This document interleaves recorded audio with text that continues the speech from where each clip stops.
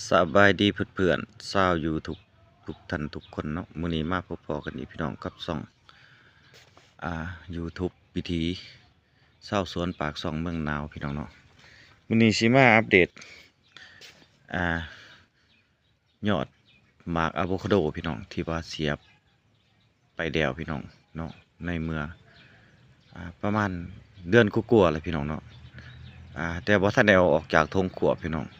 แต่ว่าเวลาเขาเสียบมันติดไปแล้วพี่น้องเขาจะออกดอกพี่น้องออกดอกแต่ว่าดอกเขาก็บ่จับดอกพี่น้องเพราะว่าเขาอยู่ในทงขวบอยู่เนาะเพราะว่าบ่ทันได้มาดึงทงขวบออกยอดเขาจนย่อพี่น้องสิดึงออกให้เบิ่งเด้อพี่น้องเด้อ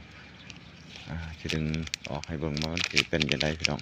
มาติดตามเบิ่งนำกันพี่น้องเอ้ยนี่ดอกมันอยู่ในนี่พี่น้องนี่ดอกมันจะแห้งหมดพี่น้องนี่ดอกมันนี่โอ้ยพี่น้องเอ้ย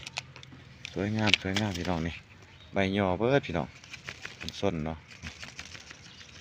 อันนี้พี่น้องโอ้อีกสัก2-3 วันนี่เขาก็จะใบเขาจางออกพี่น้องเนาะนี่พี่น้องงามอยู่พี่น้องเนาะแต่ว่าเขาอยู่ในทงยางบ่ได้รับอากาศเนาะโลกภายนอกก็เลยใบกูดๆไปนิดหนึ่งพี่น้อง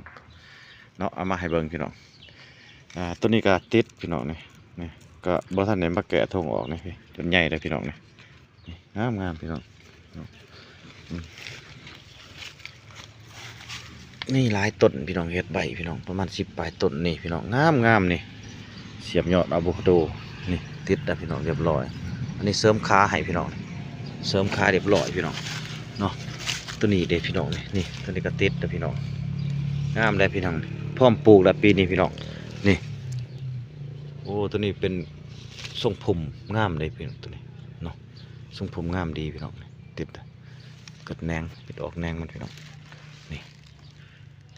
มีแหนงเอาไว้บ่ได้ได้พี่น้องเลยเอามาให้เพื่อนๆเฮาเบิ่งกันพี่น้อง